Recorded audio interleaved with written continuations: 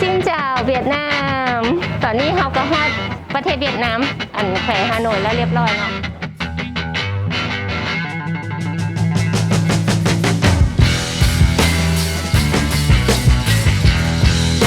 สินใหญ่เลยนะ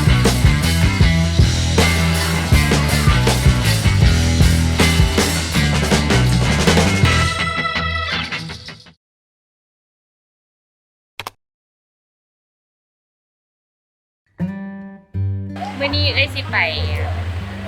เขาเอิ้นว่าทางเหือของวิ่งเนี่ยมี2จุดที่ได้สิไป1ก็อยู่ตรง2ก็คืออยู่ฮีเซิร์นเดี๋ยวสิพาไปภาพบรรยากาศโดยรวมเมืองนี้เป็นเมืองวิ่งนี่เป็นเมืองทาของเวียดนามที่ใกล้กับชายแดนลาวพอที่สุดเนาะมันก็สิเป็นเมืองทาที่ว่าขนเครื่องลงนี่เพื่อที่จะส่งไปต่างประเทศเพราะว่าจะเป็นประเทศใดในโลกนี่แม่นว่าเขาสามารถขนให้เขาได้หมดทางเรือของเขาแม่นอยู่นี่แม่นว่าเป็นขนาดน้อยกับบ่แม่นว่าน้อยหลายแต่เป็นขนาดที่ว่าสามารถบรรจุได้แต่ว่าใหญ่สุดณตอนนี้แม่นว่า 30,000 ต้นเท่านั้นที่จะเอาไปเรือที่ใหญ่กว่า 30,000 ต้นบ่สามารถที่จะเทียบเข้ามานี่ได้เพราะว่าตัวทั้งนี้แม่นว่าเป็นน้ำของแม่น้ำของจืดแล้วออกไปน้อยนึงก็คือแม่น้ำทะเลซึ่งมันติดกันระหว่างน้ำของกับน้ำทะเลติดจอดกันมันก็เลยเฮ็ดเป็นท่าเรือที่สามารถเทียบท่าได้แค่ 30,000 ต้นเท่านั้นสบายดีมื้อนี้เฮาก็มีโอกาสได้ลมกับไอ้กัวขันเนาะเป็นเพิ่นเป็นผู้ที่เบิ่งแยงอยู่ในพอร์ตของท่าเรือกะลอมื้อนี้ก็สิมาสัมภาษณ์เพิ่นหน่อยๆให้ทุกคนได้ฮู้ว่าอยู่นี่เขาเจ้าเฮ็ดแนวใดแน่เนาะเจ้าอันขันngay nay em muốn lại interview với anh một chút ở đấy là có hệ cái thầy là có mấy câu anh ở đấy có 2 câu. Vâng. Câu số 5 và số 6. Câu số 5 dài 300 m. Vâng. Rồi em mượn tàu ngoài này đón được những dòng tàu ấm 9 m. Và kích tàu có thể tải trọng tàu cả có thể nhận lên đến được 30.000 tấn. Vâng. 3 vạn. Ok. Đây là V6 anh sẽ làm ra cho hành được 50. Đúng rồi. Sắp tới các bạn nhìn quay lại phía sau lưng đấy thì là cái công trình đang chuẩn bị xây dựng. Dự kiến đón lên tàu 50.000 tấn. Ok. Cái câu đấy cũng dài 300 m. Vâng. ตอนนี้ก็คือเฮามีรถของประเทศเฮาเนาะก็คือส่งเกลือขึ้นเพื่อที่จะส่งไปจีนเพื่อที่จะเฮ็ดโปรดักต์ออกมาขายอยู่ในทั่วโลกเฮาก็มาเบิ่งสินค้าของประเทศเฮาว่ามีส่งอีหยังออกไปแน่ผ่านท่าเรือนี่เนาะเกลือแม่นเกลือของประเทศเฮาเนาะมันเป็นบ่อเกลือของอยู่แขวงคำมวนของบ้านเฮาอยู่แขกนี่แหละตอนประเทศลาวตอนนี้เขามีโครงการอยู่นี่นะเขามาเซาโครงการอยู่นี่แม่นว่าเขาเจ้ามีพาร์ทเนอร์ที่เป็นคนจีนกับคนลาวที่เซ็นสัญญาแล้วก็เปิดบริษัทร่วมกันที่สำคัญแม่นว่าประเทศเฮาหันมีสินค้าส่งออกก็คือหลายสิ่งหลายอย่างที่เฮายังบ่ฮู้เนาะแนะนำเลยว่าบ้านเฮามีหลายสิ่งหลายอย่างที่สามารถที่จะเฮ็ดส่งออกทั่วโลกได้แต่ว่าเฮาแค่บ่ได้เฮ็ดโปรดักต์ออกมาซื่อๆแต่ก็อยากให้คนลาวในอนาคตเฮ็ดโปรดักต์ที่แท้จริงออกมาบ่แม่นขายแค่วัตถุดิบไปให้ประเทศเขาแล้วสุดท้ายมาเฮาก็ยังซื้อโปรดักต์ของเขามาใส่อยู่ดีทั้งที่ว่าเป็นวัตถุดิบของบ้านเฮาแท้ๆ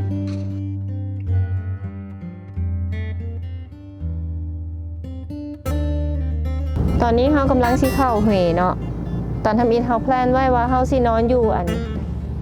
วิ่งหัน2 คืนแต่เผอิญว่าผิดแผนว่าเฮาแล้วเวียกไว้เฮาก็เลยกำลังสิเข้าเหแต่ตอนนี้กำลังฝนตกอยู่เมื่อกี้นี่ตกวงเวียนเมื่อกี้นี่นะแม่นว่าเป็นวงเวียนที่ไปทางเมืองท่าแขกประมาณนี้คำมวนที่ผ่านมาเมื่อกี้นี้บ่แม่นไปลักซาวได้แล้วก็ไปทางอันนั้นเข้าตัวเมืองท่าแขกเลยก็ได้นั่นตอนนี้เฮากำลังเข้าเหอยู่แต่เดี๋ยวอีกสักพักหนึ่งก็คือเฮาสิต้องเปลี่ยนรถเพราะว่ารถมาแต่ลาวมาหับเฮาใช้บริการรถลาวนำพาเที่ยวแต่ว่ารถลาวซ้ำว่ารถเวียดเพราะว่าเขาจะฮู้ดีเกี่ยวกับสถานที่ท่องเที่ยว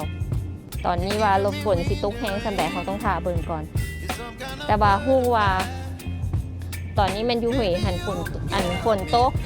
แล้วเขากระปล่อยเขื่อนอีก แล้วน้ำท่วมแล้วก็บ่ฮู้ว่าสภาพ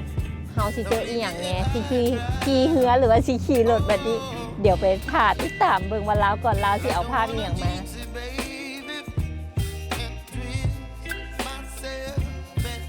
ฮู้บ่ว่าการที่คนเฮาได้ไปท่องเที่ยวปีหนึ่งจักเทื่อหนึงนะมันสิเปิดโลกทัศน์ของตัวเองจากคือคล้ายๆคือกบอยู่ในอ่ะนะ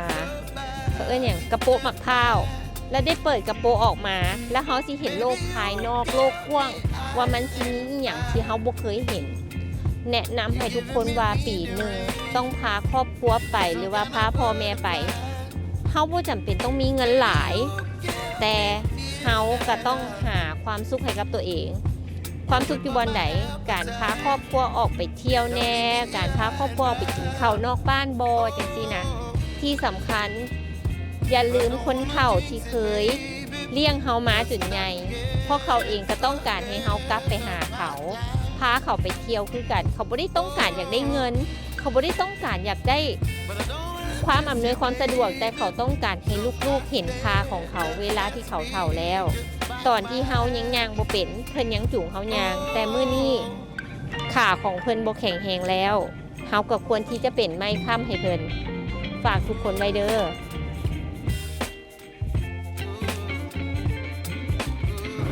ตอนนี้เฮาก็เปลี่ยนทายรถเนาะที่สำคัญ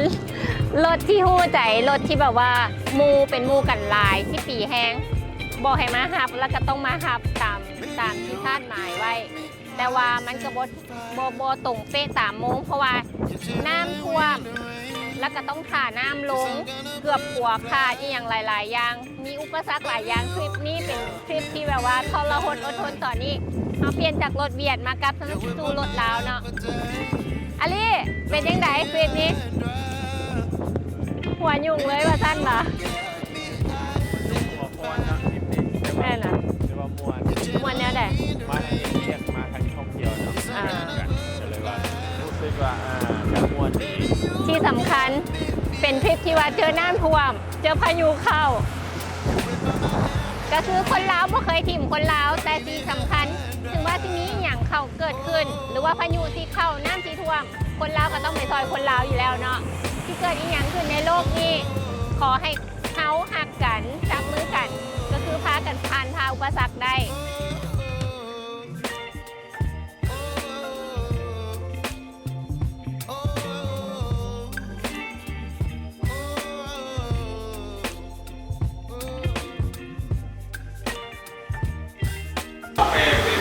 เมื่อออกจากการเมืองอีก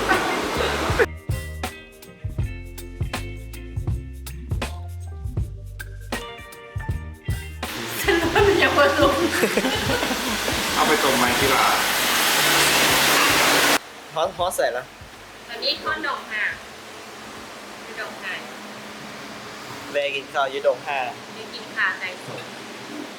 เส้นทางของเขาประมาณ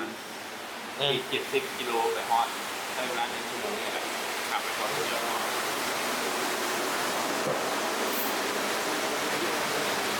เ